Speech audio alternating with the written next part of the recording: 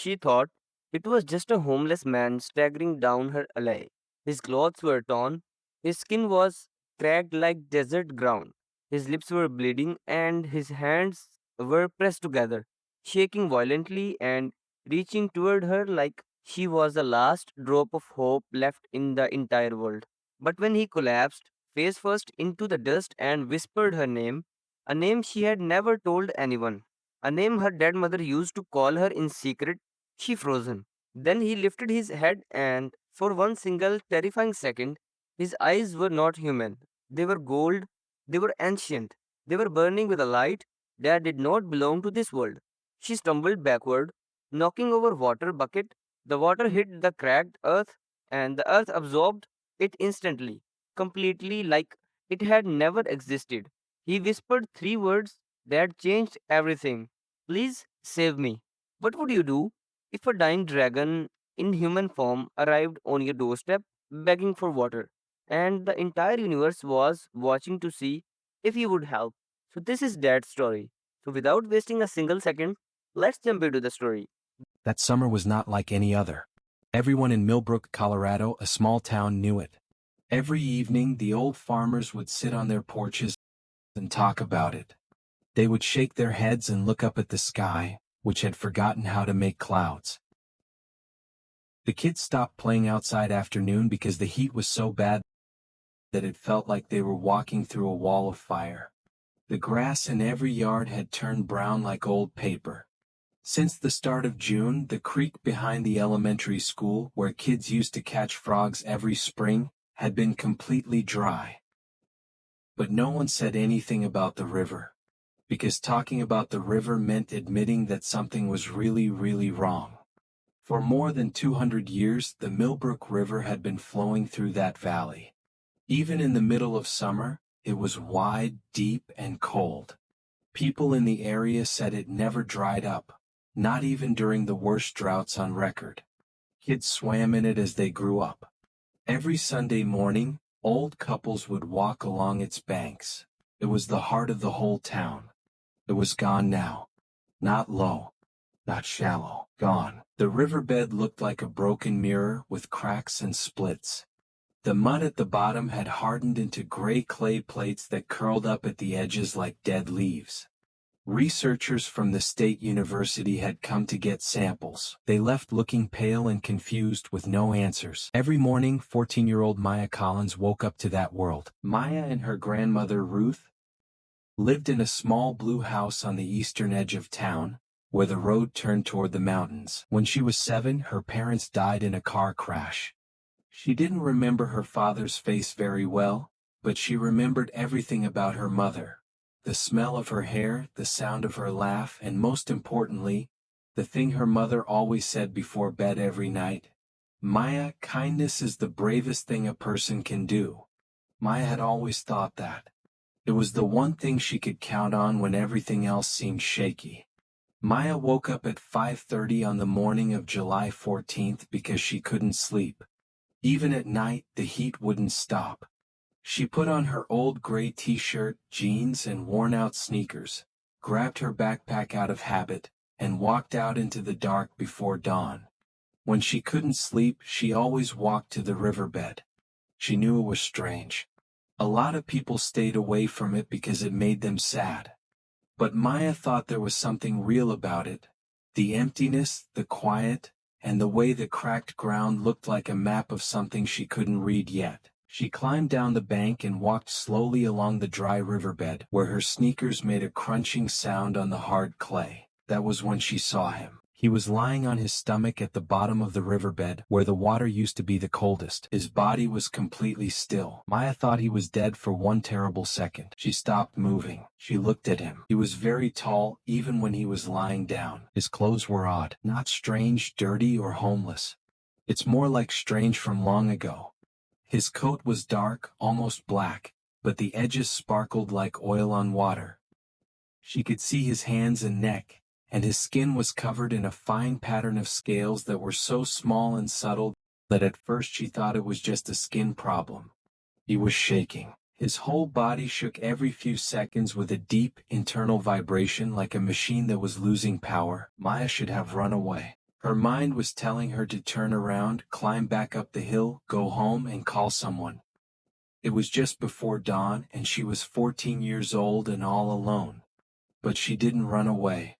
She walked up to him and said, "Hey." In the dry riverbed's huge silence, her voice sounded very small. "Hey, are you all right?" He didn't say anything. She crouched down a few feet away from him and said it again, louder.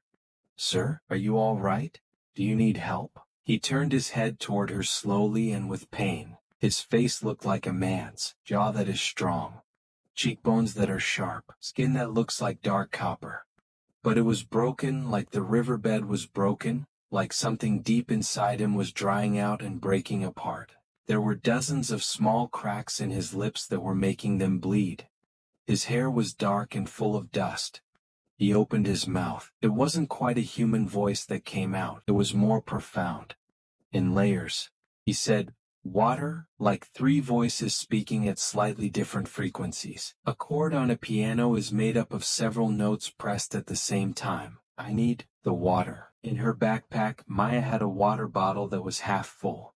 She took it out right away. "Here," she said, moving closer and holding it out. He reached for it with his hand. His fingers curled around the bottle. At that point, Maya saw his eyes. For just 1 second, the brown irises he was trying to keep up fell apart. There was something else underneath. Gold that is melted. It was old and huge, and it burned with a cold, far-off light, like the color of a star seen from a billion miles away. It was gone after that. His eyes were brown once more.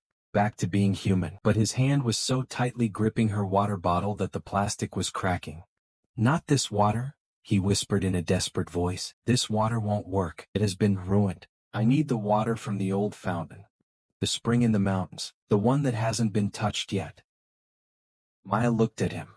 "How did you find out about that spring?" He looked at her with eyes that looked almost human. "Because I know everything there is to know about the water on this planet. Every river. Every lake that is underground. Every drop of rain that has ever fallen." He stopped for a moment because it was hard for him to breathe. "Or I did before." Maya sat back on her heels and looked at him. A small puddle behind them, the last bit of water in the crack of the riverbed near the embankment, silently and completely dried up in about 30 seconds. Maya saw it go away like a trick. The heat wave was getting worse. People were taking the water. And there was something about this shaking, broken, gold-eyed stranger that made her think he knew exactly why. "What's your name?" she asked. He shut his eyes. "In your language, the closest translation would be Cairo." "Cairo?" she said again. "Hi, I'm Maya." He opened his eyes once more. "I know," he said in a low voice. "Your mother gave you a name that means water, in an old language that isn't used anymore. She picked it because she said you were born during a rainstorm that ended a drought." He came to a stop. "I'm sorry. I shouldn't have said that. I'm losing my ability to filter. My mind is breaking up." Maya felt every hair on her arm stand up. She sat in the dry riverbed with this stranger who was impossible to understand for a long time, listening to the town waking up in the distance. Then she made a choice. She said, "The mountain spring. I know where it is. My grandma taught me when I was young." She got up. "Are you able to walk?" Cairo looked at her like she was the most amazing thing he had ever seen in all his thousands of years. "Yes," he said. "With your help." She stretched out her hand. He took it, and somewhere high above the atmosphere, in a part of space that human telescopes hadn't found yet, something big, cold, and hungry turned its attention to the small blue and green planet, sensing that its plan was being messed up. The first challenge was to get Cairo out of the riverbed and onto the road without anyone seeing them. Maya was careful. She knew the morning routines of her neighborhood by heart, just like most kids know their times tables. At 5:50, Mr. Patterson took his dog for a walk. At 6:15, the Garcias went to work. At 6:30, the school maintenance truck drove down River Road to check on the sports field sprinklers, which were out of water. She got the timing just right. By 6:10, she had Cairo moving slowly along the edge of town, where the trees worked toward the mountain trail. He was leaning on her shoulder, and she was leaning back hard because he was heavy in a way that didn't match his tall, thin appearance. Not heavy with fat, heavy with density. It was as if he was made of something denser and stronger than regular human flesh. "You need to tell me what's going on," Maya said through clenched teeth as they walked. Everything. I need to know why I'm taking such a big risk right now. For a moment, Cairo was quiet. He had trouble breathing. He would stop every few steps, press one hand against the nearest tree trunk, and take in something from it, like a small drop of moisture from the bark, before moving on. Have you ever heard of a drought wraith? He asked. No. Most civilizations in the galaxy run into them at some point. They are beings from other dimensions. They don't have bodies like you think of bodies. They exist as processes, systems. Consumption is what makes them who they are. He stopped for a moment to catch his breath. They eat water. Not just drink it, eat it at the molecular level. They take it out of ecosystems, the air, and living things. They have drained whole planets in the ocean, made living worlds into dust. Maya kept walking, looking ahead at the trail. The path up the mountain began just past the old mill, which was a crumbling stone building that hadn't been used in 40 years. The trail got steeper and steeper as it went through the pine forest. And one of these things is here? She asked. On Earth. Cairo said, it got here about 3 weeks ago. It set up shop in the upper atmosphere right above this area. It is still small, and it is slowly getting stronger so that it can eat all of the water on Earth at once. He looked at her from the side. It will take about 11 days for it to drain every ocean on your planet once it is at full strength. Maya stopped moving. She turned to look at him. 11 days. Yes, that is the projection. And why are you here? She asked. Who are you exactly? Cairo stood up a little straighter. Even though he was weak, cracked, and shaking, there was something about the way he held himself that was very, very old. Not old like a grandpa. Like a mountain, it's old. Like the sky, it's old. He said, I am what your old cultures called a water dragon. My kind were some of the first things made in this galaxy. In a way, we were engineers. We made the water cycles of new planets. We put seeds in clouds, made riverbeds, and called down rain from places that didn't have any. He looked down at the valley below them, which was dry and hazy. There used to be thousands of us. I'm now the last one. What happened to the other people? He said, the drought wraiths. They killed my kind first because we were their natural enemies. For 3,000 years, people have been looking for me. He stopped. I came to Earth because I felt the wraith coming. I came to put an end to it. But it knew I was coming and hit me first, going after my water supplies before I could get ready. I crashed. I was on fire. Then I walked until I couldn't walk anymore, and I fell into your empty riverbed. You found me. Maya looked at him for a long time. Okay, she said. She turned around and kept walking on the trail. Then we need to hurry. The path quickly got steeper. The pine trees closed in on them, and the shade was a small relief from the heat. Maya saw things that scared her even here, though. The pine needles were brown and falling in piles along the trail. The little creek that usually ran next to the path was gone. Instead, there were just wet-looking stones with no water between them. The moss on the rocks was gray and small too. The world was getting drier. Not slowly, quick. Maya heard something about 40 minutes into the climb. It was a sound she couldn't place right away, a low rhythmic pulsing that was almost too low for people to hear. She felt it more in her chest than heard it with her ears. Like a mechanical heartbeat. It's cold, not right. Cairo grabbed her arm and pulled her off the trail quickly, pushing them both behind a big rock. Don't move, he whispered. What is? Heat trackers, he said. The wraith's extra parts. It sends them out to find and destroy any remaining sources of moisture before they can be used against it. He moved closer to the rock. They can tell how hot or cold the body is and how much water it has. They are attracted to living things. Maya pressed her body against the rock and didn't move at all. She could see the trail through the small space between the rock and a pine tree. It wasn't easy to see what was moving along it. The scariest part was that it was more like a distortion, like the air bending and moving with bad intent, like the heat shimmer over hot asphalt. It moved slowly with a cold mechanical heartbeat and stopped just a few feet from where they were hiding. Maya held her breath until it hurt her lungs. The distortion kept going. Then another one came. Then a third. They waited until the pulsing stopped. How many of those are there? Maya asked in a whisper. Enough, Cairo said. We can't stop on the trail. Before they finish their circuit and come back, we need to get to the spring. She saw something in his cracked, copper face that she had not expected to see there. Fear. Not for him. She somehow knew that right away. He was worried about her. He said softly, You don't have to keep going. I can try to get there by myself. It will take more time. I might not be able to do it. But you are young and human, and this is not your fight. Maya stared at him. My mom used to say that being kind is the bravest thing a person can do, she said. I always thought that meant being kind to others. But it could also mean this. She pushed off the rock and stepped back onto the path. Come on. It's still 30 minutes until spring.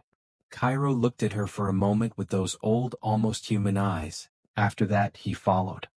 Maya remembered exactly where the spring was. Her grandmother had taken her here once, when she was 9, on a cold October morning. Ruth had brought sandwiches and hot chocolate in a thermos, and they had hiked up the mountain trail together. When they got to the clearing, her grandmother sat her down by the water and said something that Maya had never forgotten. This water is older than the town. Older than the country. Some people say it's older than the country. Maya, you should treat water like this with respect because it remembers. Maya didn't fully understand that when she was 9. Now that she was standing at the edge of the clearing and looking at the spring, she thought she was starting to. The spring was in a natural stone basin that was about 15 feet wide and had water coming from deep underground. It was still flowing, but only just even during the worst of the current drought. The water level was dangerously low, several feet lower than Maya remembered it. The stones around the basin were light in color and dry. Most of the ferns and moss that used to grow around it were dead. But the water was still there. The water moved as soon as Cairo stepped into the clearing. It wasn't obvious. A shine on the surface.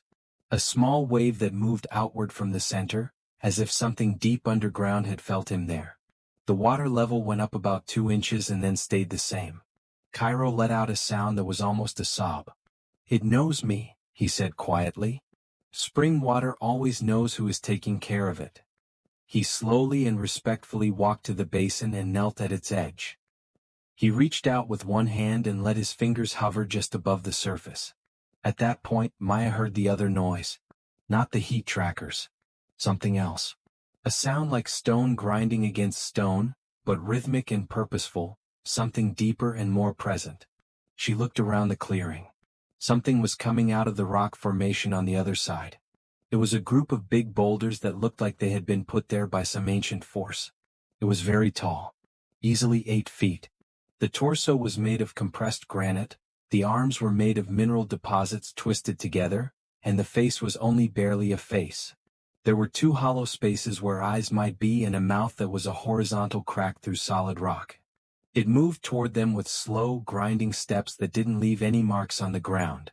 Maya took hold of Cairo's shoulder. What is that? Cairo kept his eyes on the elemental. He said, the guardian of the spring. I told you the water was safe. The guardian stopped 10 feet away from them. The empty eye sockets were fixed on Cairo. After that, they went to Maya. Then back to Cairo. It didn't make noise when it spoke. It was with pressure. A direct compression against Maya's ears and skull, that somehow made sense, like when you wake up from a dream and know exactly what happened without seeing any pictures. There is a price to pay for what you take here. Tell me what you have to offer. Cairo stood up from his crouch and faced the guardian. He stood up straight even though he was weak and cracked.